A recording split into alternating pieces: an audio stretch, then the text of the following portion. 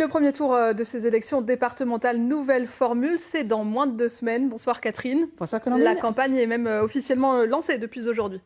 Oui, ça y est, c'est officiel. Depuis ce matin, la campagne bat son plein. La loi qui doit même préciser les compétences et les champs d'action du département, la loi NOTRe, pour une nouvelle organisation du territoire de la République, exactement, était d'ailleurs en discussion aujourd'hui au Sénat. Et c'est bien ce nouveau périmètre qui est au cœur de cette campagne qui, pour l'instant, a encore un peu du mal à passionner les foules. Ce thème revient pourtant sans cesse dans le discours des binômes qui se présentent comme dans le nouveau canton sur lequel nous penchons ce soir. Il s'agit de Rouen 2.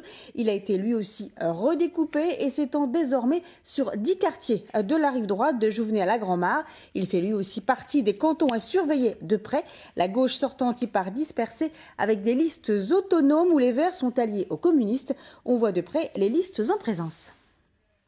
Entièrement redessiné, le deuxième canton de Rouen s'étend désormais du centre-ville au quartier nord des Sapins et de la Grand-Mare. Une zone sensible qui est un peu la cible des 4 grandes formations politiques qui vont notamment s'y affronter. Et parmi ceux qui connaissent très bien ce terrain, le binôme du Parti socialiste est en position de force. Conseiller général sortant de l'ancien Rouen 7, Ludovic Delec ne s'est pas associé à Christine de Saintré par hasard. Chargée de communication dans un théâtre, cette conseillère municipale de Rouen partage les mêmes priorités sur les solidarités et la mixité. Ce qui était vraiment important, c'est d'amener la parité, un homme, une femme, et d'imposer la parité sur l'institution. Donc pour moi, c'est vraiment ça qui a beaucoup de sens sur cette élection-là. La priorité, comme je vous disais, proximité, travail sur les dossiers, écoute des habitants et derrière, réflexion sur les gros dossiers d'infrastructure sur l'agglomération rouennaise comme le contournement Est. Mais face à ces thèmes classiques de gauche, d'autres candidats veulent aller encore plus loin. Ici, Jean-Michel Bérégovoy est chez lui. Mais s'il y défend les couleurs des Verts depuis des années, c'est avec Anne-Émilie Ravage du PC qu'il mène pour la première fois campagne commune sur la défense des services publics de proximité, comme cette piscine Salomon dont il conteste par exemple la fermeture.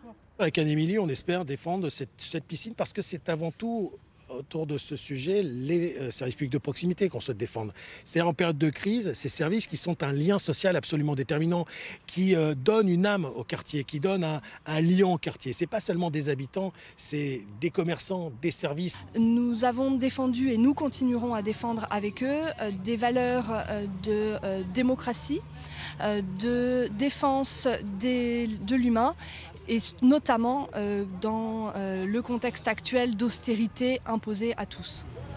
Pendant ce temps, en face, la droite tente d'imposer un nouveau style plus pragmatique. Pierre-Antoine Sprimont, universitaire, et Hélène Vandeval, médecin du travail, jouent la carte complémentaire de l'union UMP-UDI pour réclamer une gestion plus rigoureuse d'une assemblée dont il reste à affiner la réforme. On n'a pas eu le choix, donc ça nous a été imposé par le gouvernement. C'est vrai qu'ils ont parlé d'économie, et je ne vois pas trop où est l'économie, puisqu'on va passer de 69 à 70. Et on va assumer. Et si on est élu, on va essayer que 1 euro dépensé soit 1 euro utile. C'est un canton qui est finalement à l'image de la population, relativement hétérogène, avec des quartiers tels que Jouvenay, effectivement, où on aura plus un électorat favorable à nos idées. Mais sur les Hauts de Rouen, je pense que ce qu'on veut apporter en termes de réussite scolaire, de santé pour tous, on aura un message qui va également passer, oui. Mais cette ambition de reconquête pourrait bien se heurter à celle dévorante du Front National, qui ne cache plus ses projets de siéger pour la première fois dans cette future assemblée départementale avec Béatrice Gosse et Roberto Bindelli, afin d'y faire entendre seul ou pas leurs divergences d'opinion.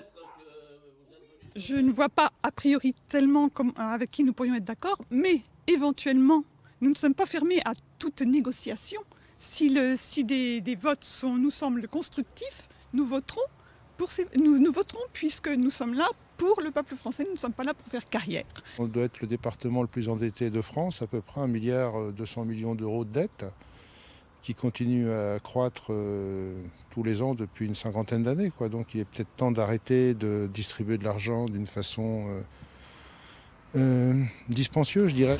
Un discours remarqué sur ces Hauts de Rouen où les taux élevés de chômage et de pauvreté sont étudiés à la loupe par tous les partis, désormais au chevet d'un canton qui pourrait bien à l'avenir servir de référence en la matière.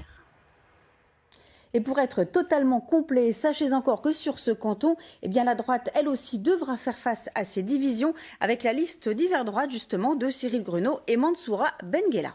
Alors Catherine, on a déjà vu des ténors nationaux venus en soutien aux candidats la semaine dernière. Et ce week-end, ça va continuer, les visites cette semaine.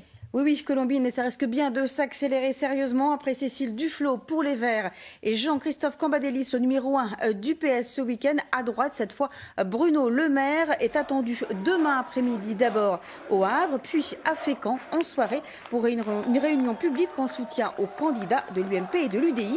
Et puis, à signaler aussi une autre réunion publique demain, cette fois du Front de gauche dans le canton de Petit-Quevilly, dès 18h à la salle Marcel Paul. Et puis on lance aussi, nous aussi, à notre façon, la campagne officielle ce soir. Oui, effectivement, dès ce soir et jusqu'au deuxième tour, nous bouleversons nos programmes à la place de nos émissions vues d'ici, diffusées chaque soir en deuxième partie de journal. Eh bien, vous pourrez suivre une série d'entretiens avec Philippe Goudet. Il recevra les représentants des formations en lice pour les élections départementales. Et ce soir, eh bien, il commence par le mouvement unifié des droites indépendantes et Debout la France. Merci Catherine, on vous retrouve demain.